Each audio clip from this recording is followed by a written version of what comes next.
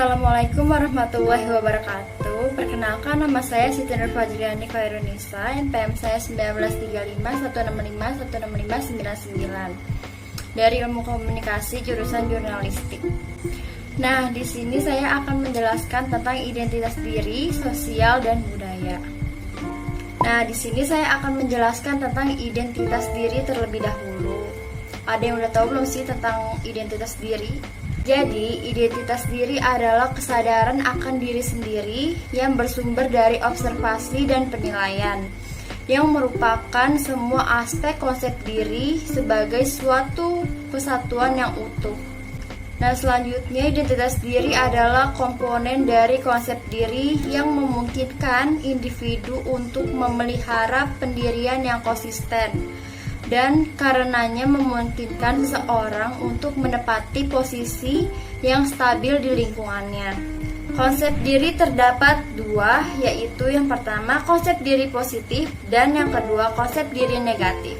Yang pertama yang akan saya jelaskan yaitu konsep diri positif.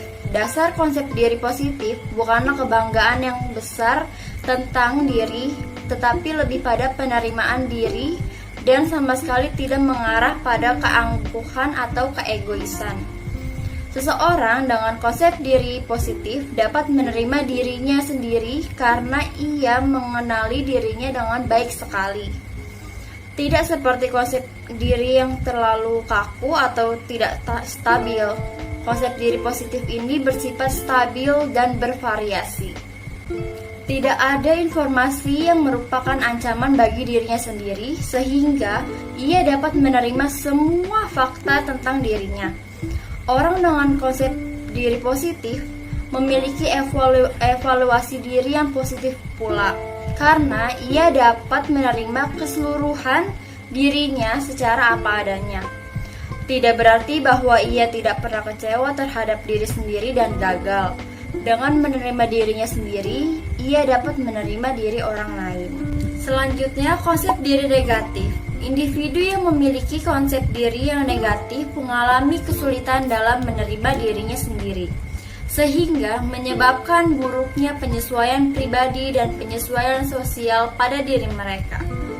Orang dengan konsep diri negatif percaya bahwa ia tidak dapat mencapai sesuatu yang berharga.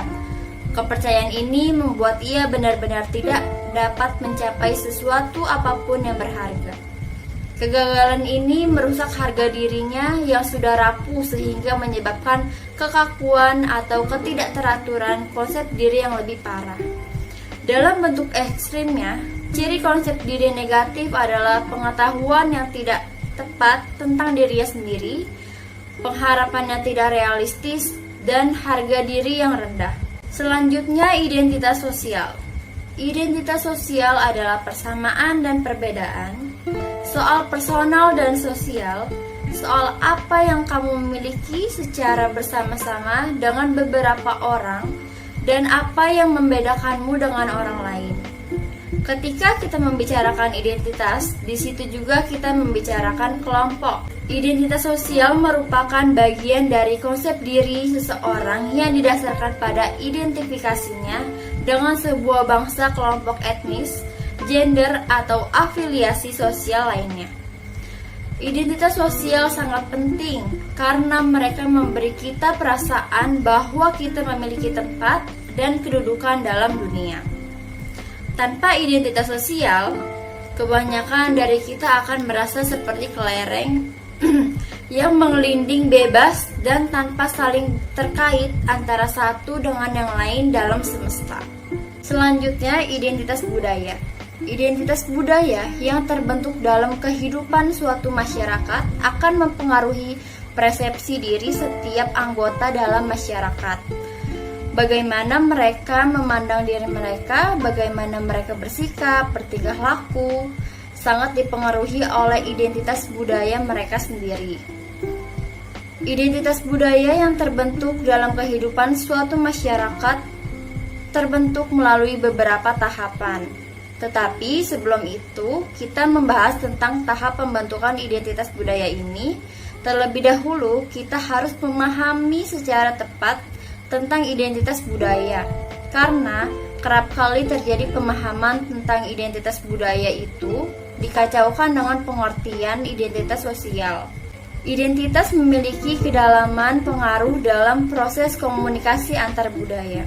Salah satunya pendekatan yang dapat kita gunakan untuk memahami hal ini adalah dinamika budaya individu.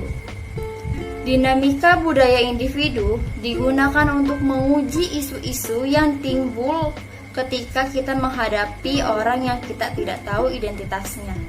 Dalam interaksi komunikasi antar budaya, kesalahan identitas sering memperparah kemarahan dan menimbulkan permasalahan komunikasi.